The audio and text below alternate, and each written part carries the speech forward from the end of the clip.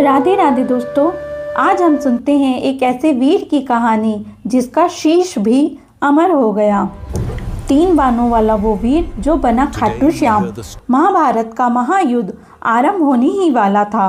हर तरफ रणभेरी बज रही थी, पर उस समय एक और वीर था जिसकी शक्ति सुनकर देवता भी विचलित थे।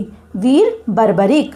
वो भीम का पोता और घटोत्कच का पुत्र था और उसे कहा जाता था 3 बाणधारी, क्योंकि उसके पास केवल 3 बाण थे, पर उनमें ऐसी अद्भुत शक्ति थी कि पूरी धरती की सेना को क्षण भर में समाप्त कर सकते थे। बर्बरिक ने अपनी माता को वचन दिया था कि माँ, मैं हमेशा उसी पक्ष का साथ दूंगा जो हारता हुआ दिखेगा, और यही उनकी प्रतिज्ञा थी कि मैं हमेशा हारने वालों का सहारा बनूंगा। इसलिए उनको यही कारण है कि हारों का सहारा कहा जाता है। जब श्री कृष्ण को यह ज्ञात हुआ कि वो महाभारत के युद्ध में भाग लेने आ रहे हैं, तो वे साधु के रूप में बर्बरिक से मिलने आए। उन्होंने पूछा, वीर, तुम्हारे पास 3 ही बाण हैं, क्या तुम सच में पूरी सेना का नाश कर सकते हो?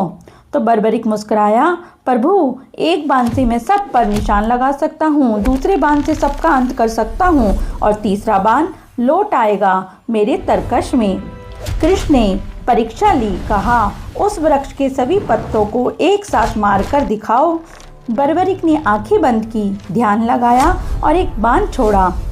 वो बाण हवा में घूमता गया, हर पत्ते को चीरता हुआ और अंत में श्री कृष्ण के चरणों के नीचे छिपे पत्ते को भी भेद गया। श्री कृष्ण समझ गए, अगर ये युद्ध में उतरा तो किसी का भी अस्तित्व नहीं बचेगा।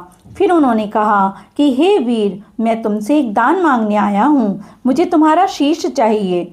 बर्बरिक मुस्कुराया, बोला, यदि यह धर्म के लिए है तो मेरा शीश आपका है, और उसने अपना शीश दान कर दिया। श्री कृष्ण भावुक हुए और बोले, तुम्हारा शीश इस युद्ध का साक्षी रहेगा, और कलयुग में तुम खाटू श्याम के नाम से पूजे जाओगे। तुम्हें लोग 3 बाणधारी और हारों के सहारा कहकर पुकारेंगे। आज भी राजस्थान के खाटू धाम में श्याम बाबा हर भक्त की पुकार सुनते हैं, क्योंकि वो वही वीर हैं जो हारों के भी सहारे हैं। जय श्री श्याम। राधे राधे।